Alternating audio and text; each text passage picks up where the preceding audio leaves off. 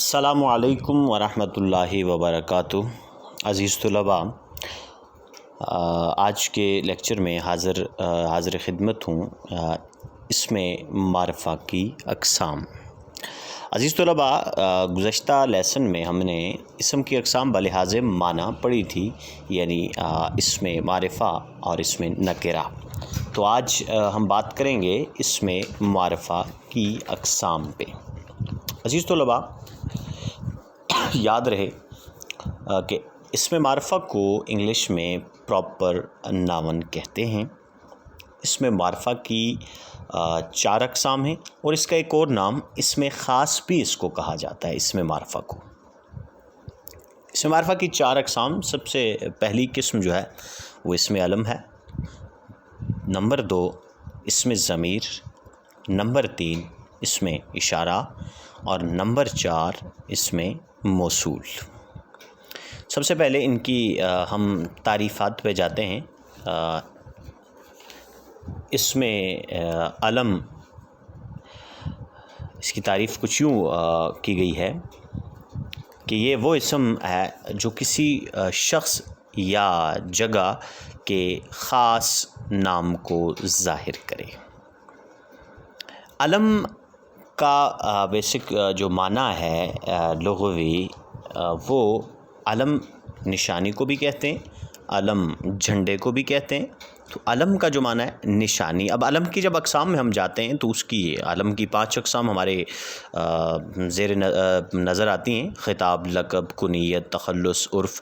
یعنی یہ اسم علم کی ذیل میں ہم اقسام میں جب جاتے ہیں تو اس کا معنی بھی ہمارے ذہن میں آ جاتا ہے۔ علم کا مطلب ہوتا ہے نشانی۔ تو اس کی ڈیفینیشن یاد رکھیں کہ وہ اسم ہے جو کسی شخص یا جگہ کے خاص نام کو ظاہر کرے، عام نہیں بلکہ کسی شخص یا جگہ کے خاص نام کو ظاہر کرے۔ مثلاً ذبیح اللہ، کلیم اللہ، ابن مریم۔ ہم لیتے ہیں مثال سہیلی سرکار، شمس العلماء، وادی نیلم، کشمیر۔ یعنی یہ کسی شخص، جگہ یا چیز کے خاص نام کو ظاہر کر رہا ہے۔ دوسری قسم جو ہمارے پاس ہے وہ ہے اسم ضمیر۔ اسم ضمیر کی جب ہم تعریف میں جاتے ہیں تو ہمیں پتہ چلتا ہے کہ یہ وہ اسم ہے جو کسی شخص یا چیز کے نام کے بجائے بولا جائے، یعنی اس کے نام کی جگہ جو بولا جائے۔ مثلاً میں، ہم، تم، وہ وغیرہ۔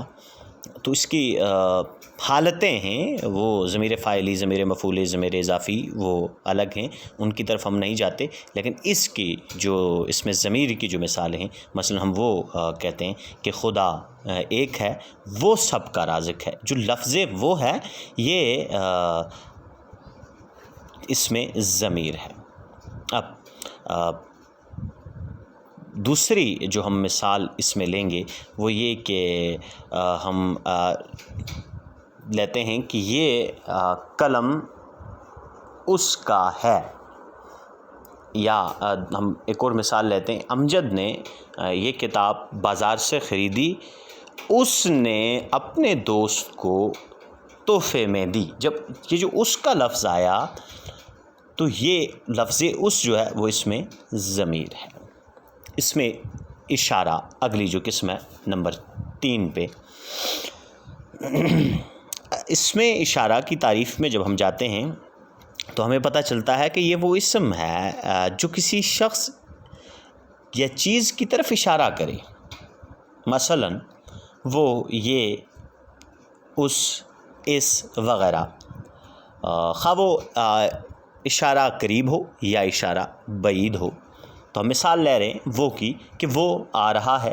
تو یہ جو لفظ وہ ہے وہ اشارہ ہے دور کی طرف، اور ہم یہ کہتے ہیں کہ یہ اس کا گھر ہے۔ تو جو لفظ یہ ہے یہ قریب کی طرف اشارہ ہے، اور لفظ وہ جو ہے وہ بعید کی طرف اشارہ ہے۔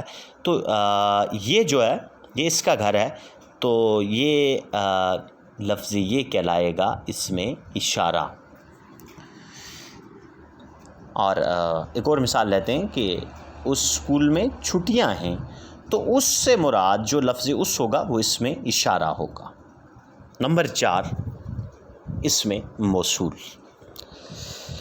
اسم موصول کی تعریف یوں ہے کچھ، اسم موصول وہ اسم ہے جو اپنا معنی خود نہیں دیتا، یعنی اس کا خود وہ اپنا معنی نہیں دے سکتا، بلکہ کسی دوسرے جملے کے ساتھ ملتا ہے تب اپنا معنی ظاہر کرتا ہے۔